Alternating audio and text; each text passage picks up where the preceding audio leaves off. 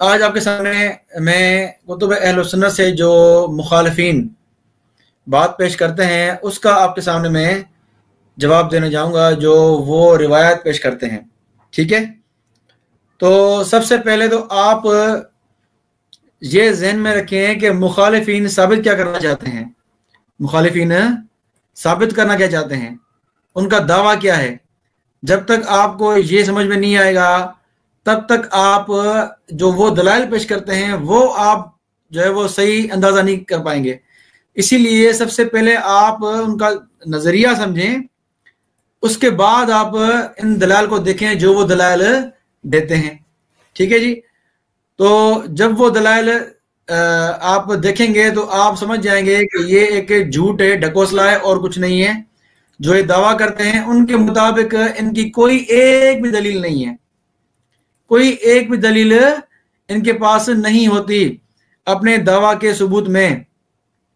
ٹھیک ہے جی، تو ان کا دعویٰ آپ دیکھیں. ان کا دعویٰ کیا ہے؟ ان کا دعویٰ یہ ہے کہ سیدہ فاطمہ رضی اللہ تعالیٰ عنہ پر جو ہے وہ کیا دروازہ جلایا بھی گیا، اور ان کا دروازہ جلایا بھی گیا اور ان پر دروازہ گرایا بھی گیا. ٹھیک ہے، اور دروازہ گرنے سے جو ہے وہ اس کا عمل ضائع بھی ہوا، اسقاط محسن ہوا. یہ ان کا پورا دعویٰ ہے. جب تک آپ دعویٰ نہیں سمجھیں گے نا، ان کے دلائل کا بطلان آپ کو سمجھ میں نہیں آئے گا. یہ دعویٰ کرتے ہیں کچھ اور دلیل دکھاتے ہیں کچھ. اب آپ نے یہ سب ذہن میں رکھ لیا کہ ان کا دعویٰ یہ ہے، ان کا نظریہ یہ ہے کہ یہ سارا واقعہ ہوا اس طرح ہوا، یہ باتیں ہوئی. اب آپ ان کی ہر دلیل کو پرکھیں. جو دلیل پیش کریں گے یہ ایک دلیل بھی قیامت تک ثابت نہیں کر سکتے کتب اہل سنت سے جو ان کے دعویٰ کو ثابت کرتی ہو. ایک بھی دلائل صرف اور صرف ایک دلیل جو ان کے پورے دعوے پر منطبق ہوتی ہو، ایک دلیل بس. میں دنیا رافضیت کو چیلنج کرتا ہوں، چاہے وہ ایرانی ہو، چاہے وہ امریکہ میں بیٹھا ہوا حسن اللہ یاری ہو، چاہے پاکستانی ہو، چاہے انڈیا والے ہوں.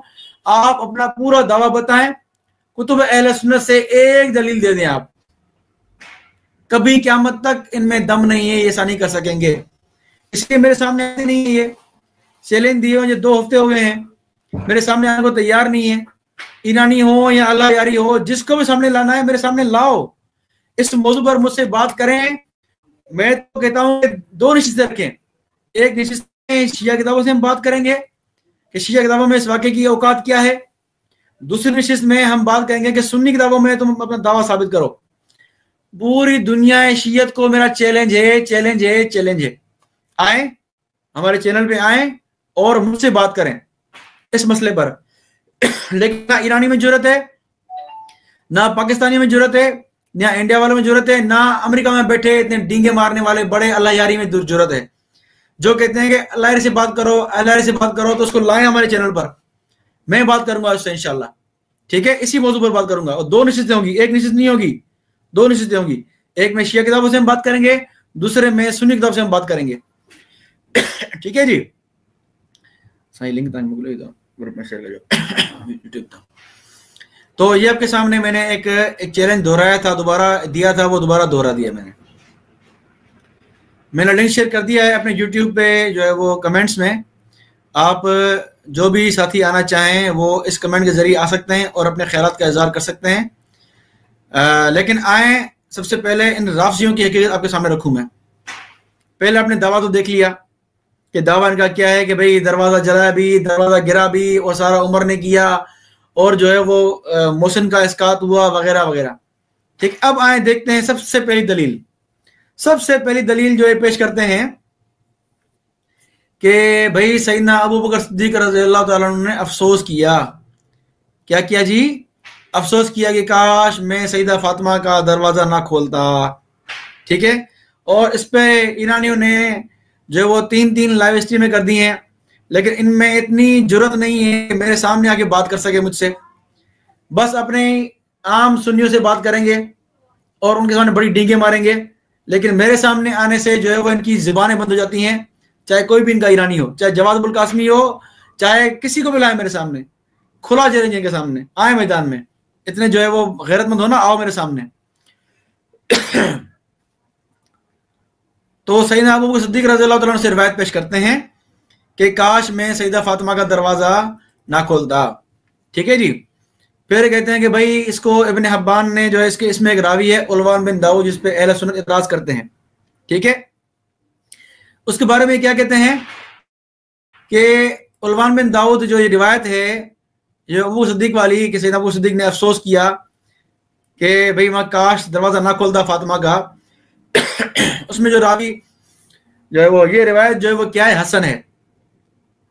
اس کو بقول ان کے ضیاء الدین مقدسی نے اپنی احادیث مختارہ میں حسن کہا ہے اور مسند فاطمہ میں علامہ سیوطی نے اس کو حسن کہا ہے اور اس کے ساتھ ساتھ ابن حبان نے علوان بن داؤد کو ثقات میں شمار کیا ہے. اس سے بڑھ کر ان کی بات کچھ نہیں ہے. ٹھیک ہے جی. تو یہ تین باتیں کرتے ہیں اس روایت کی توثیق کے حوالے سے. میں آپ کو دکھا دوں وہ میں یہ مجموعہ زوائد ذرا کھولوں آپ کے سامنے اور روایت اصل دیکھ لیں آپ. یہ میں آپ کے سامنے اسکرین شیئر کر رہا ہوں. میں مجموعہ زوائد شیئر کر رہا ہوں کیونکہ آپ کو پتا ہے جنہوں نے اسٹریم دیکھی ہیں یا نہیں بھی دیکھی تو آپ کے علم میں یہ حوالہ ہوگا کہ سیدنا ابو صدیق نے جو ہے وہ اپنے وفات کے وقت کیا کہا کہ وَأَمَّا الثَّلَاثُ الَّتِي وَدَدتُّ إِنِّي لَمْ أَفْعَلْهُنَّ فَوَدَدتُّ إِنِّي لَمْ أَكُنْ كَشَفْتُ بَيْتَ فَاطِمَةَ وَتَرَكْتُهُ کہ تین چیزیں ہیں میں کاش وہ نہ کرتا. کیا کہ کاش میں فاطمہ کا دروازہ گھر نہ کھولتا اور میں اس کو چھوڑ دیتا. یہ روایت پڑھ کے وہ ایک تو احادیث مختارہ سے حسن پیش کرتے ہیں. دوسرا کہاں سے پیش کرتے ہیں؟ مسند فاطمہ سے علامہ سیوطی کی کتاب سے. تیسرا کہتے ہیں داؤد کو کیا علوان بن داؤد کو ابن حبان نے ثقات میں شمار کیا ہے. ٹھیک ہے. یہ تین ہیں بس اور کچھ نہیں ان کے پاس. اب میں اس روایت کا پورا کچا چٹا کھول گا سامنے. ٹھیک ہے. اس روایت کی پوری اوقات آپ کو سامنے دکھاؤں گا کتب اہل سنت سے. ٹھیک ہے جی. آپ نے سن لیا کہ یہ تین باتیں کرتے ہیں. میرا دعویٰ ہے کہ یہ روایت کیا ہے؟ منکر ہے. کیا ہے؟ منکر ہے. یعنی اپنے سے زیادہ جو اس سے زیادہ صحیح روایت ہیں اس سے جو ہے وہ مخالف ہے. ٹھیک ہے. ایک تو علوان بن داؤد اگر مان بھی لیں کہ یہ تینوں جو ہے وہ توثیقات یہ حسن ضیاء الدین مقدسی رحمہ اللہ کی علامہ سیوطی کی مسند فاطمہ یا ابن حبان کی ثقات تینوں ٹھیک ہیں لیکن اس سے زیادہ جروحات موجود ہیں اس پر علوان بن داؤد پر. ٹھیک ہے جی. تو علوان بن داؤد پر اس سے زیادہ بڑی جروحات موجود ہیں وہ میں آپ کے سامنے دکھاؤں گا باری باری. تو ایک تو آپ نے دیکھ لیا کہ ان کی تین توثیقات. اب آپ آئیں اس کے جو ہے وہ جروحات کیا کیا ہیں اس پر اعتراضات کیا کیا ہیں وہ آپ کو میں دکھاؤں گا باری باری. پھر میں کہ منکر کیسے ہے میں پھر اس پر ہوگا انشاءاللہ. اچھا جی. یہ آپ کے سامنے میں نے اسکین کھولا ہے میزان الاعتدال سے. میزان الاعتدال سے میں آپ کے سامنے یہ شیئر کر رہا ہوں. یہ دیکھیں علوان بن داؤد البجلی دیکھ سکتے ہیں آپ کہ قال البخاری علوان بن داؤد ویقال ابن صالح اس کو صالح بھی کہا جاتا ہے. منکر الحدیث قال الاکیلی لہو حدیث لا یتاب علیہ ولا یعرف الا. امام بخاری کہتے ہیں کہ یہ منکر الحدیث ہے. ٹھیک ہے. اور امام اکیلی نے کیا کہا کہ اس میں یہ ایسی حدیثیں بیان کرتا ہے جس میں کوئی اس کی مطابقت نہیں کرتا یعنی کوئی بھی اس کے جو ہے وہ ساتھ نہیں دیتا. ٹھیک ہے. اور ابو سعید بن یونس نے بھی کہا ہے کیا ہے منکر الحدیث ہے. ٹھیک ہے جی. امام بخاری منکر الحدیث کہا ہے. امام اکیلی نے بھی کہا ہے کہ اس کی حدیث کی مطابقت نہیں ملتی یعنی منکر. اور تیسرا ابو سعید بن یونس نے بھی کہا ہے کہ منکر الحدیث. ٹھیک ہے جی. اور امام علامہ ذہبی رحمہ اللہ نے اس کو منکر ہونے کی دلیل پیش کی ہے. کیا دلیل پیش کی ہے؟ وہی جو روایت یہ شیعہ پیش کرتے ہیں کہ وددت انی لم اکشف بیت فاطمہ. یعنی امام ذہبی رحمہ اللہ نے اس کے منکر روایت بیان کرنے کی دلیل ہی اس کو بنایا ہے جو روایت شیعہ پیش کرتے ہیں. ٹھیک ہے جی. تو یہ جرح مفسر ہے. یہ جوہلا ایران والے کہتے ہیں بھائی جرح مفسر دکھاؤ مفسر دکھاؤ. مفسر جرح کر رہا ہے کہ واقعی منکر الحدیث ہے اور اس کی منکر یہی ہے جو آپ دلیل بنا کے پیش کرتے ہیں، کیونکہ ان کے پاس جو آتے ہیں وہ عام سنی ہوتے ہیں، مناظرین کو جو ہے بات کرنے دیتے نہیں ہیں یہ، اس لیے جو ہے وہ بڑے مناظر بنتے ہیں اپنے لائیو چینلوں پر، لائیو نصیبوں پر، لیکن ہمارے ساتھ بات کریں گے نا انشاءاللہ کی بولتی بند ہوگی انشاءاللہ۔ تو 3 علماء اس کو منکر کہا، اور علامہ ذہبی نے اس کی منکر حدیث پر دلیل بھی وہ روایت پیش کی ہے جو شیعہ پیش کرتے ہیں سیدنا ابو صدیق والی، کہ کاش میں فاطمہ کے دروازے کو نہ کھولتا، گھر کو نہ کھولتا۔ ٹھیک ہے جی، منکر ہونے کی دلیل یہی روایت ہے، تو جرح مفسر ہے یہ کوئی مبہم نہیں ہے، یہ چھوڑ دو اپنی جہالت ہے۔ آگے چلیں، لسان المیزان ابن حجر رحمہ اللہ، وہی 3 جروحات جو میں پچھلی نقل کی تھی علامہ ذہبی کی میزان الاعتدال سے، وہی جروحات علامہ ذہبی نے بھی نقل کی ہیں۔ ٹھیک ہے جی، اب آگے چلیں، یہ دعویٰ دیکھیں آپ، یہ بڑے دعوے کرتے ہیں کہ کسی نے اس کو موضوع جھوٹی نہیں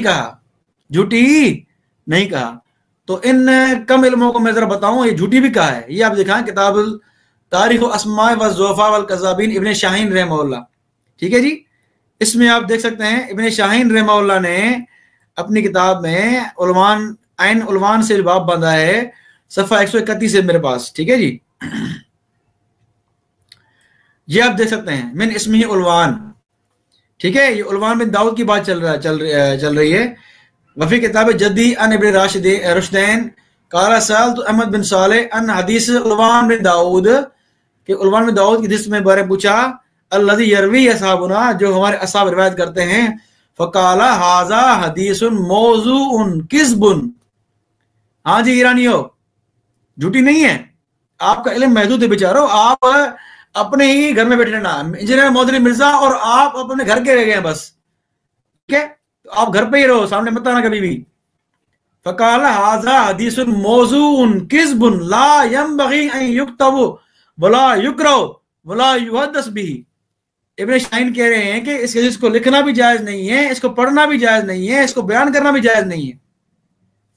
اچھا جی، پھر کیا ہے، وَكَأَنِّي رَأَيْتُ عُلْوَانَ عِنْدَهُ مَتْرُوكًا هُوَ وَحَدِيثُهُ، ابن رشدین کے مطابق عنوان بن داؤد متروک ہے، اس کی حدیث بھی متروک ہے۔ وقال ھذا باطل موضوع، اور کہا کہ یہ حدیث باطل ہے، موضوع ہے۔ تو آپ کا تحقیق محدود ہے، آپ کو علمی میدان میں کوئی آپ ہیں ہی نہیں، اسی لیے آپ ڈرتے ہیں علی معاویہ سے کہ علی معاویہ کو پتہ ہے آپ کی خیانتیں کرتے ہیں جو آپ، ٹھیک ہے۔ تو عنوان بن داؤد کو اس روایت کو موضوع لکھا ہے، کذب لکھا ہے، جھوٹا لکھا ہے، اور آپ بڑی باتیں کہتے ہیں کہ جھوٹا نہیں لکھا۔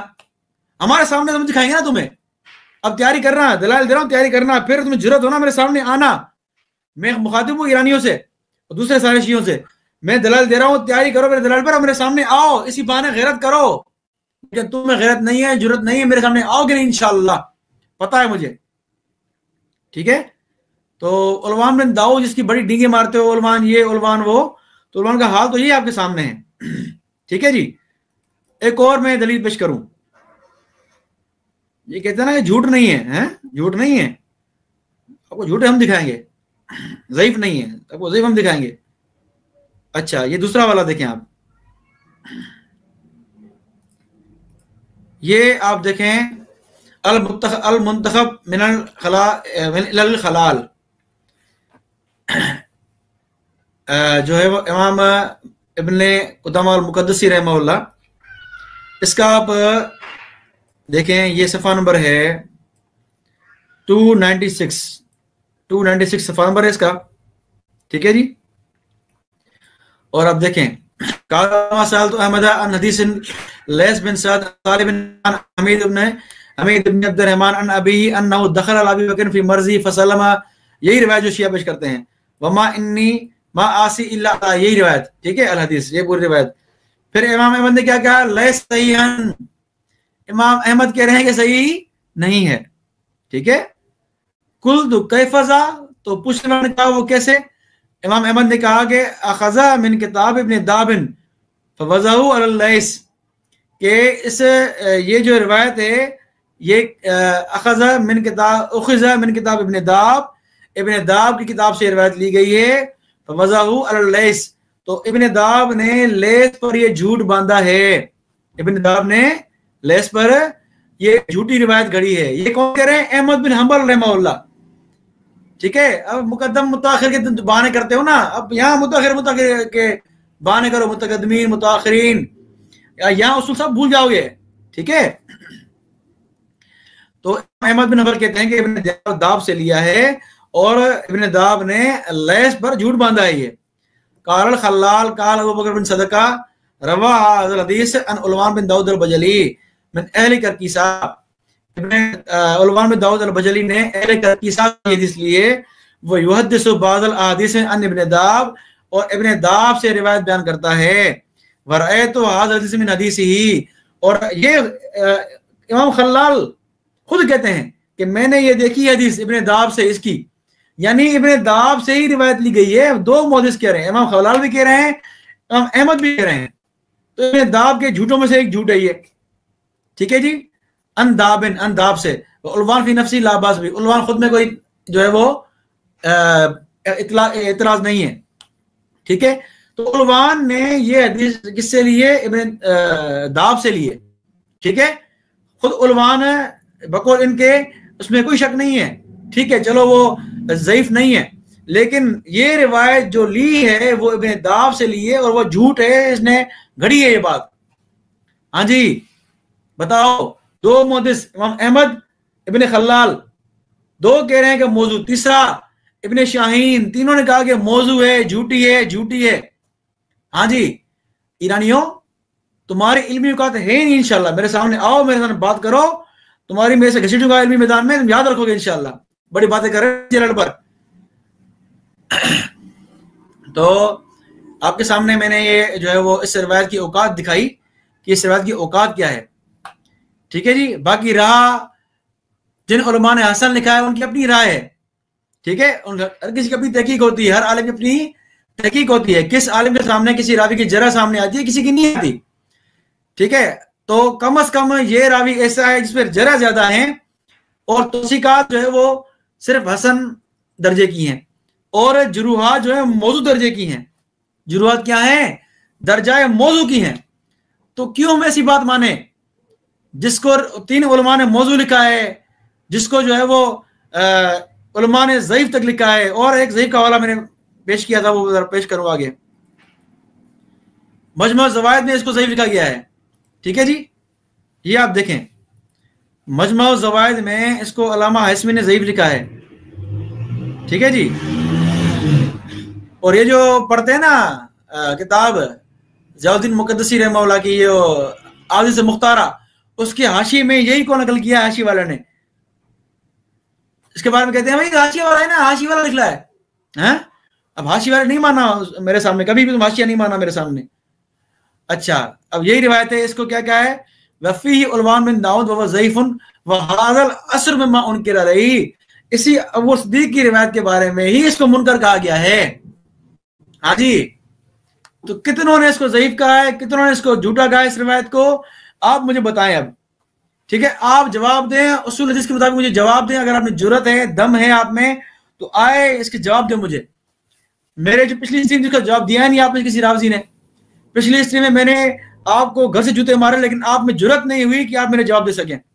میرا سخت لہجہ اس لیے کہ آپ بار بار تان تشنی کرتے ہیں خلفائے راشدین پر, اس جھوٹی روایت کی جو ہے وہ, اس ضعیف روایت کی جو ہے وہ بنیاد پر, اس لیے میں غصہ آتا ہے.